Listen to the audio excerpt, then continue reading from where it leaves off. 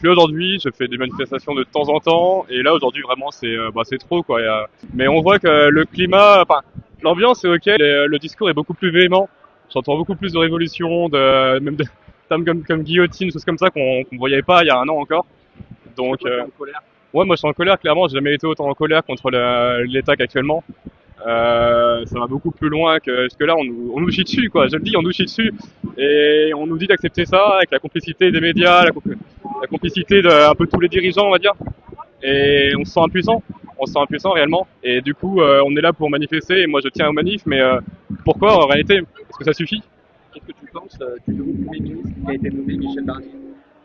Bon, au moins, on apprend qui il est, c'est bien, mais non, en réalité, il a aucune légitimité. Macron a clairement choisi son camp. Il a appelé au Front républicain et après il s'assoit dessus en faisant un front contre la gauche. Et c'est quand même assez incroyable de voir qu'on en est là, quoi. Vraiment, on nous méprise. On nous méprise, on est les gens d'en bas qu'on méprise. Tu penses quoi de l'état de la démocratie aujourd'hui et depuis 3 mois? Ça empire, pas que depuis 3 mois, hein, depuis 7 ans de macronisme, voire plus en réalité. Mais ça empire de plus en plus, on est de moins en moins écoutés.